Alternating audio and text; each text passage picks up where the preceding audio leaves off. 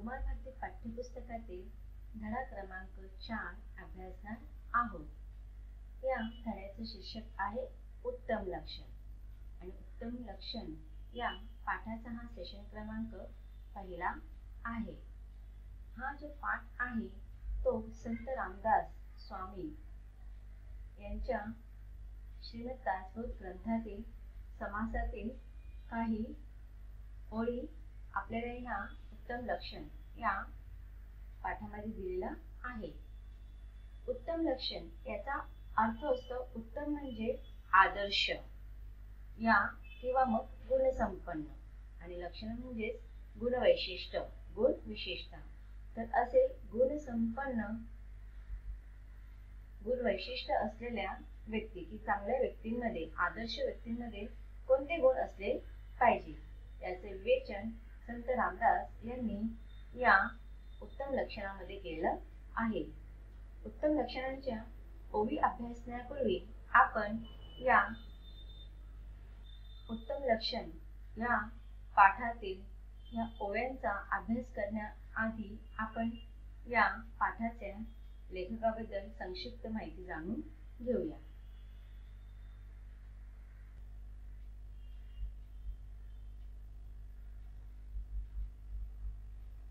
उत्तम लक्षण या पद्य रचना संत रामदास कृत आहे। संत रामदास यांचा जन्म 1608 आणि मृत्यू 1682 मध्ये झाला। संत रामदास हे संत कवी म्हणून प्रसिद्ध आहे। संत रामदासांच्या काव्याची ठळक वैशिष्ट्य म्हणजे त्यातील सामाजिक जाणीव, समाजाच्या नैतिक आणि आध्यात्मिक उन्नतीविषयी अखंड जागरूकता आणि अतीव तळमळ संत रामदास यांच्या काव्यात आढळते।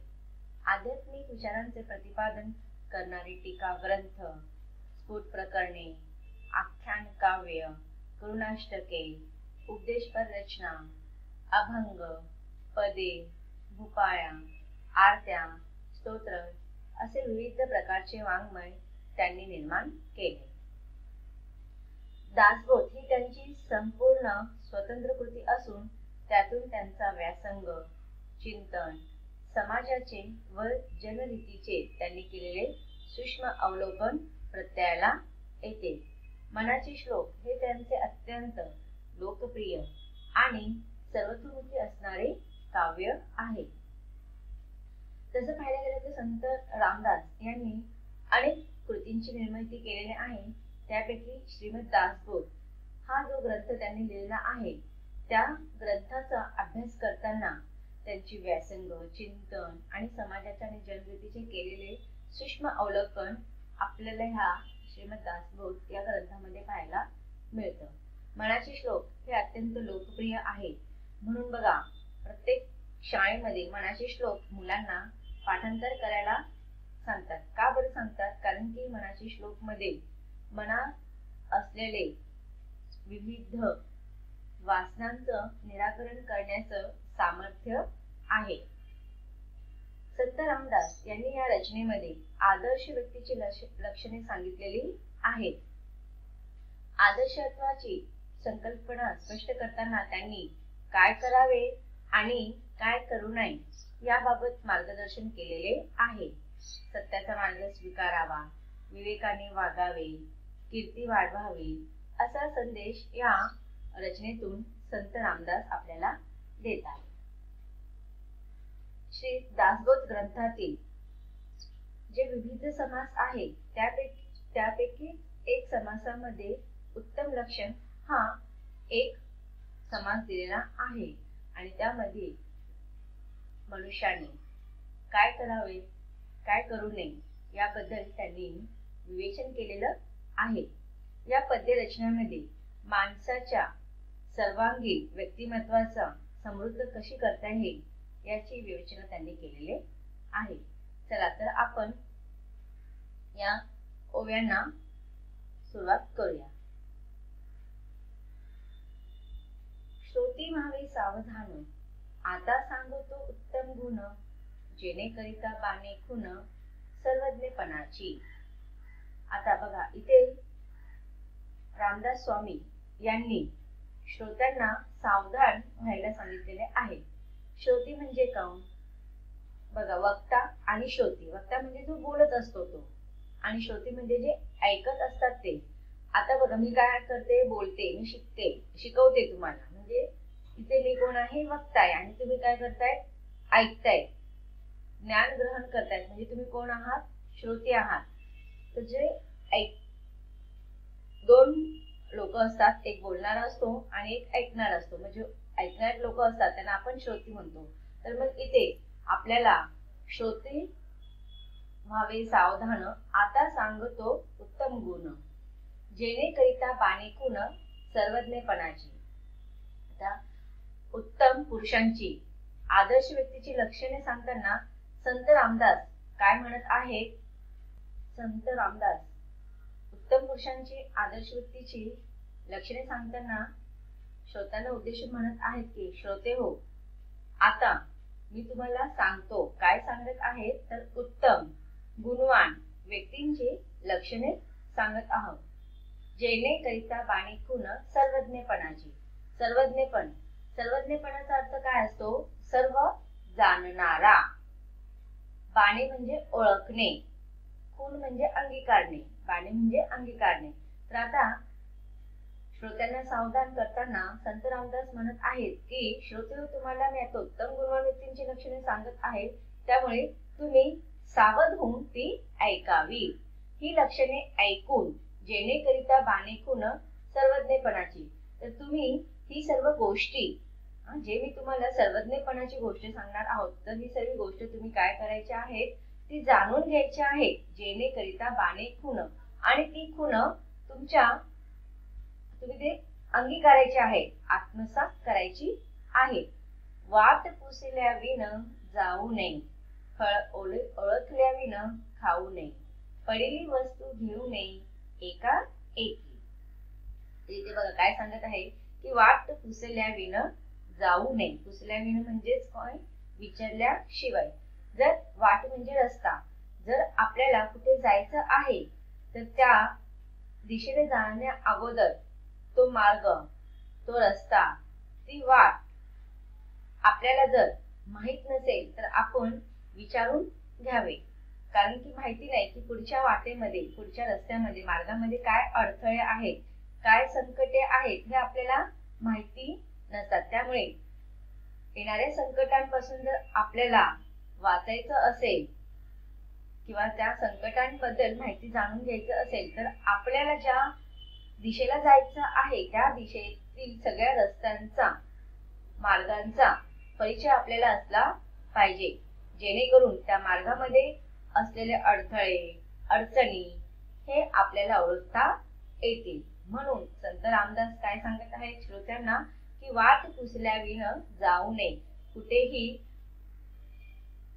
जाण्या अगोदर त्या विषयी आपल्याला इत्थंभूत माहिती असलं पाहिजे. म्हणजेच काय, जर एखादी गोष्ट आपल्याला करायची असेल तर ती गोष्ट करण्यापूर्वी आपण तयारीनिशी ती गोष्ट केली पाहिजे. पूर्वतयारी जर असेल तर ती गोष्ट करत असताना आपल्याला अडचणींचा, समस्यांचा सामना करावा लागत नाही. म्हणून इथे संत रामदास सांगतात की, कोणतीही गोष्ट करण्या अगोदर त्याचे सगळे परिणाम जाणून घ्यायचे, की ते गोष्ट करत असताना आपल्याला काही अडचणी येणार आहेत का, अडथळे येणार आहेत का, ह्या सगळ्या गोष्टींची विवेचना करून घेतली पाहिजे. पुढे संत रामदास म्हणतात की, फळ ओळखल्याविना खाऊ नये. एखादं फळ नवीन असेल तर ते खाण्या अगोदर ज्याने दिलेलं आहे त्याला त्याची सर्व इत्थंभूत माहिती विचारून घेतली पाहिजे. जर आपल्याला एखादी गोष्ट माहित नसेल तर त्याची सर्व माहिती जाणून घेतली पाहिजे. म्हणून ते संत रामदास म्हणतात की, फळ ओळखल्याशिवाय खाऊ नये, पडलेली वस्तू घेऊ नये एका एकी. आता बघायचे संत रामदास सांगत आहे की, रस्त्याने जाताना एखादी गोष्ट आपल्याला पडलेली दिसलेली असेल आणि जी आपल्या परिचयाची नसेल, जी आपली नसेल, ती वस्तू, अनोळखी वस्तू कधीच घेऊ नये एकाएकी. एकाएकी म्हणजे अचानक, अकस्मात, की कोणताही विचार न करता आपल्या नसलेल्या कोणत्याही गोष्टींना आपण हात लावू नये, त्या आपल्या नसतील तर आपण त्याला घेऊ नये. आता बघा, रस्त्याने जाताना असे कितीतरी गोष्टी असतात की ते खाली पडलेल्या असतात आणि ते खाली पडल्यानंतर आपण काय करतो, त्या उचलतो आणि आपल्याकडे ठेवून घेतो. तर असं करणं फार चुकीचं आहे, कारण की ती जी वस्तू असते माहिती नाही त्या कोणत्या उद्देशाने ठेवलेली आहे, ती कोणी स्वतःहून ठेवलेली आहे का, किंवा मग कोणाची चुकून पडलेली आहे का.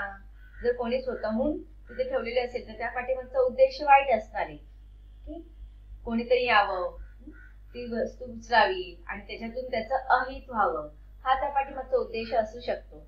किंवा जर चुकून कोणाची वस्तू पडली असेल आणि आपण ती घेतली आणि ती आपल्याकडे ठेवून घेतली आणि नंतर ज्या व्यक्तीची ती वस्तू असेल ती जर शोधायला आला आणि ती वस्तू त्याला नाही भेटली तर काय होतं, ती वस्तू फार मोठी जर आपल्याला दिसायला छोटी वाटत असेल पण त्या व्यक्तीसाठी त्या वस्तूचं मूल्य अधिक जास्त असू शकतं.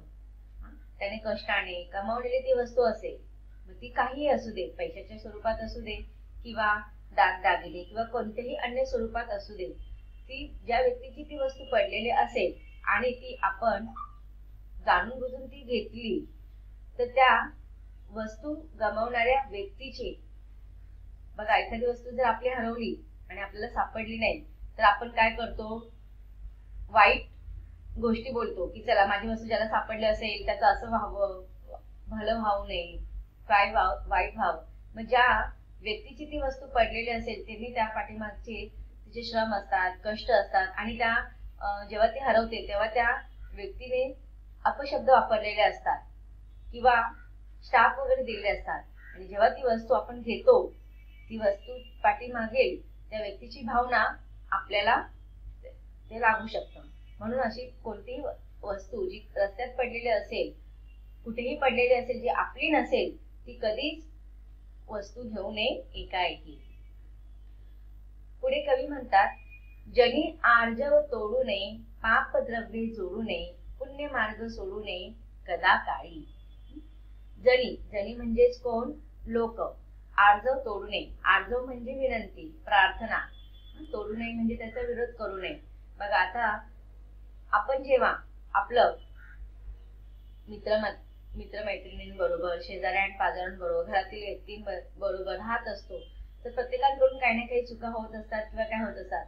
पण समोरची व्यक्ती जर आपल्याकडे आर्जव करत आहे, विनंती करत आहे, प्रार्थना करत आहे तर त्या लोकांचं आपण त्यांची प्रार्थना, त्यांची विनंती ऐकून घेतली पाहिजे, समजून घेतली पाहिजे.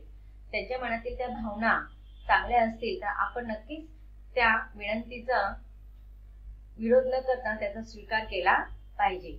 समोरची व्यक्ती जर कळवळीने आपल्याला एखादी गोष्ट सांगत असेल तर ती आपण त्याची ती कळवळ, त्याची ती मागणी, त्याची ती प्रार्थना, त्याचे तो आर्जव कधीच त्याचा विरोध करू नये. त्या समजून घ्याव्या आणि त्या आत्मसात करायचा प्रयत्न करावा. पाप द्रव्ये जोडू नये. पाप द्रव्य, द्रव्य म्हणजे काय, धन, संपत्ती, पैसा, याला आपण काय म्हणतो, द्रव्य म्हणतो. मग वाईट